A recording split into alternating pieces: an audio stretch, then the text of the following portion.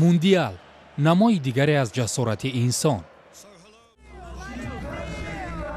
برزیلیا، فرانسه یا دسته دیگر امسال کی قهرمانی جهان می شود؟ رونالدو نابغه فوتبال از برزیلیا و لوتار ماتئوس بازیگری که در هیئت منتخب آلمان از همه بازی زیاد کرده است در دایره معرکه ترغیباتی فیفا ز بست به مسکو آمدند.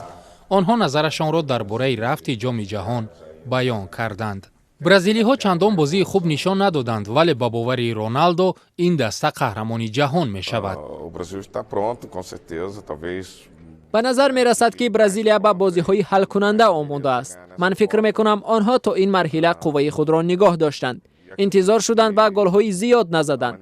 آنها غالب می شوند هرچند در کشور ما زیر تازیانه تنقید قرار دارند.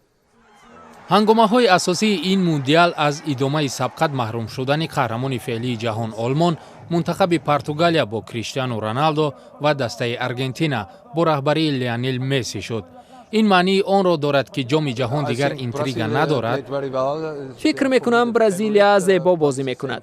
برای من مدعی همین دسته است. ولی باز فرانسه هست. آنها خود را در بازی یک هشت‌نهایی با دسته ارژانتین سزاوار نشان دادند. برای همین نه. حالا در مسابقه دسته های خوب بسیارند. ما مسی، رونالدو و شاید یگان نفر از دسته آلمان را یاد میکنیم ولی هنوز بسیار بازیگران پرمهارت باقی مانده‌اند. بعد انجام دور اول مرحله پلی آف 8 کشور شرکتشان را در جام جهان ادامه میدهند. اینها انگلیا، بلژیا، برزیلیا، روسیه، اوروگوئه، فرانسه، خرواتیا و شوئیسریا میباشند. امروز با همکارم از رادیوی فردا رضا جمالی صحبت میکنیم و درباره جفت اول دور یک چهارنهایی فرانسه و اوروگوئه. به نظر شما کدام از این دسته ها بیشتر امکانی به دور نیمه‌نهایی راه یافتن دارند؟ هر دو تیم فرانسه و اوروگوئه تیم های خوبی هستند که در شروع بازی کم کم و به تدریج اینها خودشون رو نشان دادن، ولی به نظر میرسه با توجه به بازیکن‌های خوبی که تیم فرانسه داره و در سطح بالای باشگاه‌های اروپا بازی میکنه، فرانسه شانس بیشتری داره. ستاره‌های بیشتری در این تیم هستن که میتونن نتیجه بازی رو عوض کنن تا اوروگوئه. ولی فراموش نکنیم که اوروگوئه هم تیم خیلی خوبیه، از دفاع خیلی خوب و منسجمی برخوردار هست. در نوک حمله‌ش هم 2 ستاره وجود داره، کاوانی و سوارز، که اونها هم میتونن که نتایج بازی رو هر وقت که بخوان عوض کنن. یعنی شما انتظار دارید که فرانسه در این دیدار غالب می شود؟ نمیشه 100% نتایج رو پیش بینی کرد، چون این جام 21 جهانی جام شگفتی ها بوده و نتایج خیلی جالبی تا به اینجای کار رقم خورده. کسی اصلا فکر نمی‌کرد که آلمان، آرژانتین، اسپانیا، پرتغال حذف بشن و در جمع 8 تیم پایانی نباشن. ولی به نظر میرسه، در اصطلاح فارسی ایرانی میگوییم، بر روی کاغذ نوشته میشه که فرانسه شانس پیروزی بیشتر هست. و در دور یک هشت‌نهایی ما دیدیم که از اوروگوئه ادینسون کاوانی خیلی بازی خوب نشان داد. از فرانسه باشد کلیان امباپه بازیگری واقعا جوانی دسته پی اس ژی فرانسه. به نظر شما در این دیدار کدام بازیگر قهرمان می شود؟ به نظر میرسه چون هر دوی اینها در خط حمله بازی میکنن، بستگی داره که خط میانه چطور اینها رو تغذیه کنه، چطور به اینها توپ برسانه. اگر خوب به اینها توپ برسه، هر کدام از 2 تا تیم خط میانه بهتر کار بکنه، خط حمله بهتر میتونه نتیجه بگیره. ولی سرعت امباپه تا الان نشون داده که خیلی سرعت بالایی بوده در بین تمام مهاجمان این تیم‌های جام جهانی و به نظر میرسه که امباپه بتونه ستاره این میدان باشه. و درباره خط نیم محافظت یا خط میانی دسته ها گفتید و ما دیدیم که بیشتر اوروگوئه تکیه میکند به خط دفاعی خود و فرانسه به خط نیم حمایه خود و در اونجا بازیگری خیلی با مهارت دارن، پول پوگبا، که بسیار پرتافت‌های زیبا میکند به حملگران.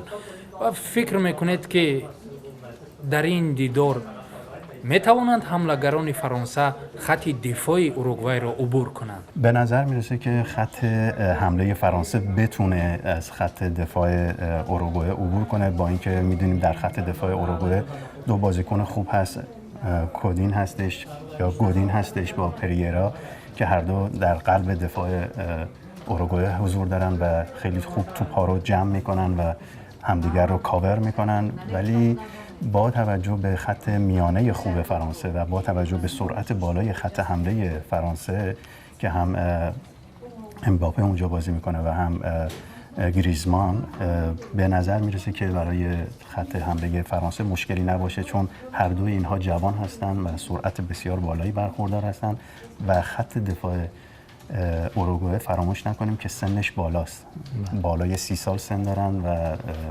ممکن هست که در ادامه بازی اگر حتی بازی به وقت اضافه بکشه به مشکل بخوره تیم اوروگوئه. به نظر میرسه که خط حمله فرانسه بتونه عبور کنه از خط دفاع اوروگوئه. اوروگوئه میخواهد 100 سالگی جام جهان را در سال 2030 میزبان شود. بار اول این سبقت سال 1930 اینجا برگزار شد و دسته اوروگوئه در فینال با برزیلیا وخورد و اولین چمپیون جهان گردید. هر 4 سال در این کشور همه فعالیت‌ها به خاطر تماشای فوتبال می‌ایستند. فوتبال اینجا احساسی وطن دوستی را رشد می‌دهد. گرفتن جام جهانی به وظیفه مهمی دولتی تبدیل می‌یابد. داریو رودریگز سال 2002 در سبقت جام جهان شرکت کرد. گل رودریگز در سبقت جام جهان در آن سال تا حال بهترین در تاریخ بازی‌های جهانی است. اشتراک در سبقت جهانی در بیان نمی‌گنجد. من در سبقت‌های گوناگون اشتراک کردم، لیکن تأثیرات از جام جهانی چیزی دیگر است. چون دیگر مردم اوروگوئه داریو رودریگز حالا درباره بازی دسته کشورش در روسیه می‌اندیشد. همچنین اوروگوئه در برابر پاراگوئه و آرژانتین تلاش دارد سال 2030 سبقت جام جهان را میزبان شود.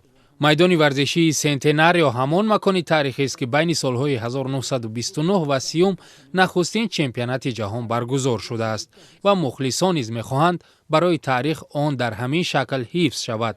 داریو رودریگز باشد ضدی از نوسازی میدان فوتبال است. سنتناریو همه وقت میدان خواهد ماند که در آن اوروگوئه چمپیون جهان شد. ژورنالیست خوان کارلوس سلزا که سال 1990 بازی جام جهان را راویگی کرده است، بر این است که اوروگوئه حقوق میزبانی جام جهان در سال 2030 را به دست نمی‌آورد. اینجا گپ درباره فرق تخیل و واقعیت است. من این را خیال پرستی می‌دانم. شما اگر چشم‌ها را باز کنید و به جهان بنگرید. من این سعادت را داشتم که شرایط‌های دیگر دولت‌ها را ببینم. اگر شما به طلبات فیفا توجه کنید، خواهید فهمید که نه آرژانتین و نه پاراگوئه هم در این سبقت غالب نمی آیند. در مرکز خط دفاع فرانسه یک جفت بازیگران از دسته ریال مادرید و بارسلونا بازی میکنند. منظورم رافائل واران و ساموئل اومتیتی هستند.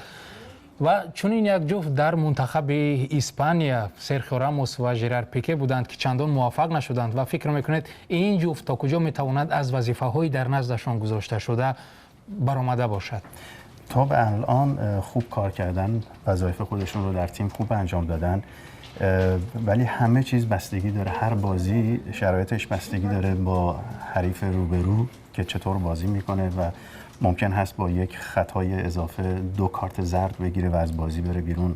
دفاعهای وسط خیلی وظایف خیلی بالایی دارن، برای همین تا به الان خوب کار کردن، ولی برای مقایسه بین پیکه و راموس و 2 خط دفاعی تیم فرانسه به نظر میرسه که شاید کمی این مقایسه خیلی درست نباشه، به خاطر اینکه خط میانه فرانسه خیلی کمک میکنه به خط دفاع فرانسه و خیلی خوب پوشش میده. برعکس در تیم اسپانیا ما میدیدیم که خط میانه خیلی به سمت جلو میره و تهاجمی هست و کمتر میتونست کمک کنه به خط دفاع. با این حال من فکر میکنم که اونها هم خوب بتونن وظایفشون رو انجام بدن و در تیم فرانسه هم تا به الان موفق بودن. و اینها از اون جفت اول خیلی جوان هم هستن، نه؟ دقیقاً اینها جوان هستند و تجربه سطح بالای لیگ اسپانیا رو دارن که بازی‌ها در لیگ اسپانیا همیشه سخت بوده. شما بیشتر مخلص کدام از این دسته ها هستید؟